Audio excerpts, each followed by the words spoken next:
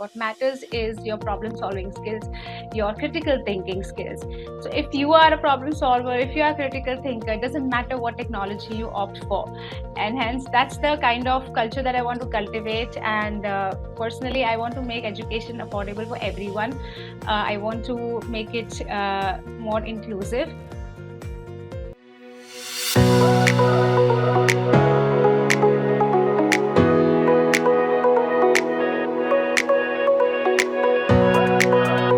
Hello and welcome to another episode of FaceTime with Leaders by Directors Institute, World Council of Directors. I'm Sunny Bancholi, and today we have the privilege of speaking with an extraordinary leader, Ms. Dhruti Shah. A dynamic force in the IT and EdTech industry, Ms. Dhruti's journey is nothing short of inspiring. With over 18 years of experience spanning national and international markets, she has empowered thousands of professionals through her expertise in deep tech training, content development, and strategic leadership. From spearheading prestigious global training projects in Latin America to authoring influential books on Java and Node.js, her contributions to the industry are both profound and far reaching. Currently leading the DeepTech Academy at Anudip Foundation, she is shaping the future of tech education with innovative strategies and a commitment to excellence. In this episode, Ms. Dhruti shares her incredible career journey, the lessons she has learned while navigating cultural and technological landscapes, and how governance and leadership play a crucial role in shaping the next generation of tech professionals. So, without further ado, let's welcome the phenomenal Ms. Dhruti Shah to the show. Welcome to FaceTime with Leaders. Hello, Sunny. Thank you for having me here. It's a pleasure to be talking to all of you all. So, Ms. Dhruti, your career journey is nothing short of inspiring, from shaping the edtech landscape to leading international training projects and authoring technical books. But every great journey has its defining moments. So, could you take us through the key milestones that shaped your path, and what were the pivotal moments that led you to where you are today? Right, thanks. So, just like everyone, my journey has also started from small to big. I hail from Surat, which is a small town in Gujarat, and my late father, he was a doctor, and my mother was an economics teacher. She's retired now. And I grew up watching them both, in their respective careers, simplifying things for their audience. Like my mother used to teach economics. It's a tough subject, and she used to use real world examples to simplify it for her students. Likewise, my father, being a doctor, he had to, use layman language to explain medical problems to his patients. And observing them, I just, it just ignited the desire in me to be a teacher as well, to, simplify things and mentor others. As a child, when we used to play, with my siblings, teacher teacher, I usually opted for the teacher role, and my sibling would play, the role of a student. And mind you, I was quite a disciplined and strict teacher back then also. And he used to tell me, "They are taking this a bit too seriously." But yeah, let's just say teaching was in my DNA. So when I started, pursuing my college, my graduation, I had a desire to do a lot of different things, and technology was one thing that attracted me a lot. So I learned several technologies: C, C++, Java, .NET, whatever I could put my hands on, I learned. And eventually, after post graduation, I started training professionals, students alike. I moved to Mumbai, which was also a stepping stone, because I moved in a city which was always a lot hyped about. I was a single person carving my career. So it was quite a challenging journey to shift there as well. And from there, I started working as a content developer. I had never written any content in my life. And the first page that I wrote, my interview just told me that write whatever you would otherwise teach. And I just wrote it, and I was selected. And I ended up writing technologies, like 10 technologies, without, before I knew it, I had written on 10 technologies. And then out of the blue, I got an opportunity to go to Central America to set up centers of excellence in information technology, and in Panama and Costa Rica. And these two projects, they were not just a achievement; they were a turning point in my life, because these projects gave me a visibility of my strengths that I didn't know existed, of leadership, of solving problems, strategizing, collaborating with the top level diplomats. You name it, I was doing everything single handedly with a team of two. and that shaped my career in a different direction. I started doing more leadership roles.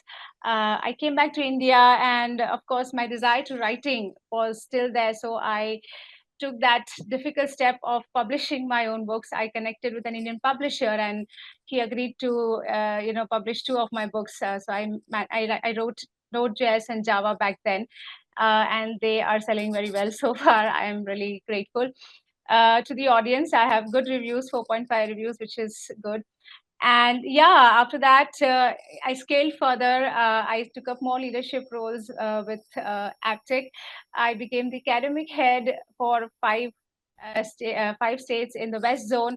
There were five brands: IT, networking, banking, English, aviation. Certain brands I didn't know anything about. So right from ideation to execution, I did everything to bring these brands in the market in the West Zone, and that established my understanding of business in the Indian market. Like how do you promote your new curriculum and your new courses and your new strategies to a different set of markets in different states. And finally, COVID happened, as you know. So I moved out of the long-term profits firms to startups to get an understanding of how startups work. So I joined two startups back to back. Obviously, since they were startups, everything had to be started from scratch. So I set up the recruitment funnel, I set up the sales funnel, I set up the audit funnel for teachers, performance audits, and of course, academic operations. So that was also quite a fruitful journey to understand a very dynamic, fast-moving environment, and the whole ambience and the governance picture was different over there. And then eventually I moved in the social space where I am currently serving for the underrepresented communities. And again, here the whole work dynamics and education dynamics completely different. The governance parameters are different. So all of these different milestones have shaped my career tremendously. And today I feel like a confident leader. I can bring in the changes that are required in the education system. And I'm looking forward to the new challenges that might come ahead of time. Yeah. What an incredible Dhruti, from driving international training programs to shaping the next generation of tech professionals. Your impact is undeniable. Thank you so much. All right, so continuing our conversation, during your time at Aptech, you played a pivotal role in setting up and managing prestigious international training projects like the ones in Panama and Costa Rica. Yeah. You were responsible for everything from coordinating with embassies to setting up teams and managing training delivery. So, what was the biggest challenge you faced while overseeing these projects, especially with managing cross cultural teams and ensuring the training programs were effective in such diverse regions? Yeah, so basically everything was a challenge, but yeah, the biggest challenge was the language barrier, because unless you cannot convey what you want to tell to the person, nothing will work. So the first step was to first of all get into the hearts of the people, because they were a different community, a different culture, a different way of living, and we were alien to them. So introducing ourselves effectively so that they would understand why we are here was the first icebreaker that we needed. So well, we started with the traditional approach. We started doing orientations in the classrooms, and to get to know the students, to get them to know us. And eventually we set up our first two batches. But that was not all, because doing an orientation versus running a 3 months program for a batch is not easy with a language barrier. And within first week, I started to see the signs that if I don't do something about this, I'm going to lose these students. And when they say that when you really want something, the universe conspires to get it to you. So yeah, universe did conspire for me as well. One fine day, a very friendly lady walked into my office. She was an English teacher, and she was a curious lady. So she came and asked, "What are you guys doing here? I'm hearing a lot about you." I explained to her what we are doing, and I also shared my challenge that okay, we can't effectively conduct classes because of English language barrier. And she suggested that okay, why don't you go and meet my HOD and see if he can help you in some way. So she kindly arranged a meeting, and he graciously invited me, and he explained how the English department works. And something he mentioned that okay, in the last semester our students have to go through something called as practica professional. I'm like, what is that? So he's like, they have to practice English in some way and get certified that, yeah, they are able to do it effectively. So I'm like, how do they do that? So they can go and become an actor, they can become a theater artist, they can become a orator, they can become a teacher or even an interpreter. And that struck the chord. I was like, okay, look, I have a problem in my academy. Can you give me some of your students to act interpreters in my center? And he was like, why not? So we took a few students from there, we trained them, we got them ready, and eventually within 1 week we started our classes in full swing with this interpreter program. The second challenge, which was a big challenge, was how to get more students, because we had a number of students to train, how to promote this course further. So after 1 or 2 days, I realized that unless we don't tell more people about us, it's not going to happen. So I started something called as Indian culture workshops. So I would invite students from different universities to my center, and we would conduct, Indian food workshops, Indian dance workshops, and Indian language workshops, and they were all super excited about all of that. There's so much cultural exchange, and then just from word of mouth, I started forming batch on batch on batch. And then the other challenge was how to get professionals to attend our courses, because they were working and they had no time to come to the college to learn. So when the Indian embassy came to know about this, they kindly called me and said, how about government professionals? Would you like to train them? I said, why not? And the Indian ambassador, she kindly gave us 50 students to train from her office, and that was something phenomenal. So there are several more challenges, but these were three more milestones, the big milestone that I had to crack in order to meet the training goals as well as the business goals. So I was happy about that. That's truly impressive, Ms. Dhruti. Yeah, thank you. It sounds like you really had to be resourceful and adaptable to ensure the project success. Definitely. So it's truly impressive that you have trained over 2,000 students across such dynamic fields like Java and cloud technologies. Uh, Now, anyone who has worked with students knows that learning cutting edge tech can be incredibly rewarding, but also full of challenges. So I'm curious, what are some of the most common hurdles these students face, and how do you, as an educator, ensure they not only overcome these, but truly gain the skills they need to succeed in the real world where the stakes are so high? Certainly, like specifically today, I mean, a decade ago, things were different. Today, things are different. And students' challenges, if nothing else, have increased more and more. The biggest challenge that we face here in the tech sector is the learning gap, because what they learn in the college versus what the industry wants is poles apart.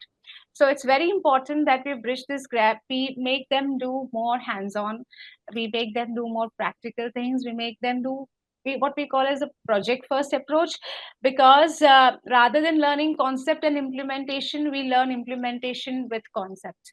So they learn concept through implementation rather than the other way around. So it makes them understand where exactly what they're learning is going to be used eventually in the industry.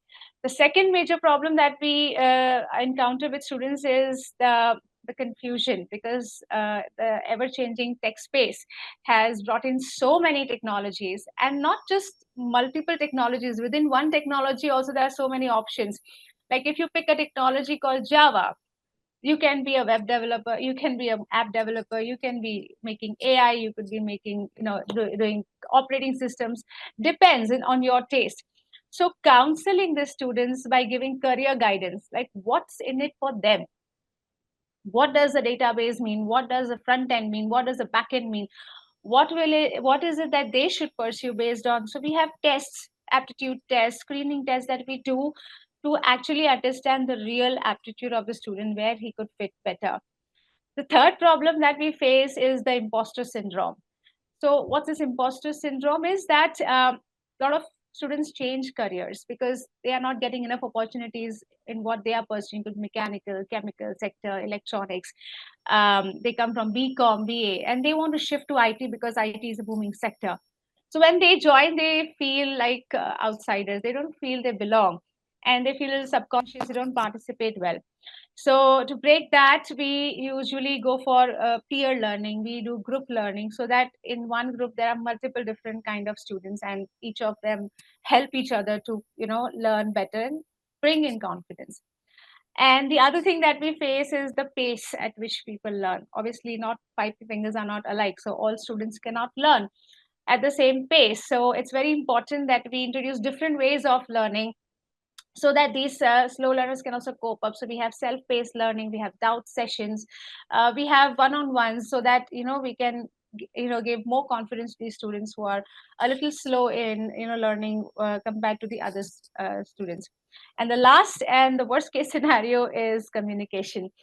Our students are really lacking communication and presentation skills, so we do a lot of activities in that aspect. Also, we do debates, we do stage performances, role plays, presentations, anything to make them come out of their shell and talk more confidently, especially in this hybrid world where now they have to face the camera pretty much every day. They are very camera shy, so we have to bring them that confidence as well, how to adjust the screen ratio, body language, gestures, all of that we have to teach them to confidently face the world. Yeah, all of these challenges and more. Fantastic, fantastic. It's clear. Understand the importance of not just teaching the theory, but ensuring students are ready for real world challenges. Yes, definitely. All right. So when I look at your career, whether it's authoring technical books or leading global teams across different countries, Ms. Dhruti, you have truly made a mark in so many ways.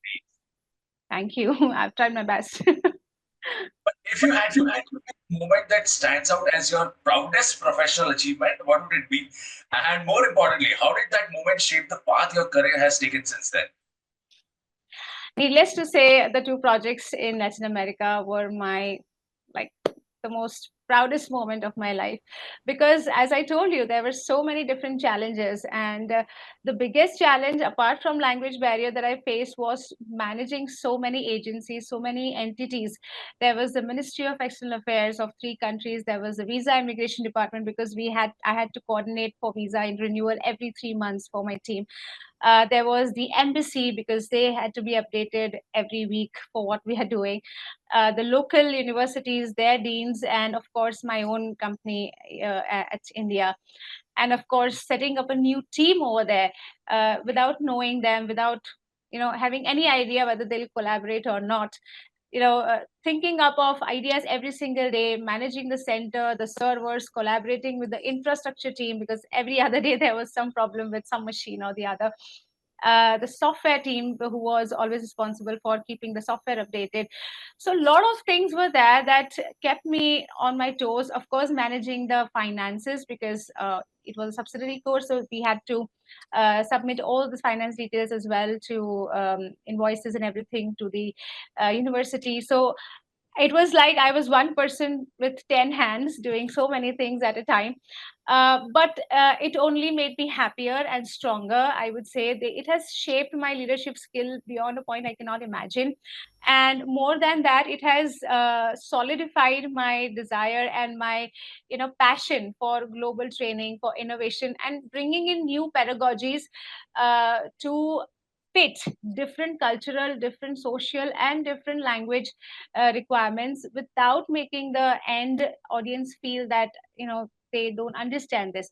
I just want to simplify things for people, that because technology is not having any bias, so we should not be biased with languages or cultures or environments. We should be able to break those barriers and impart technical knowledge to just anyone uh, globally. Yeah, this was my proudest moment.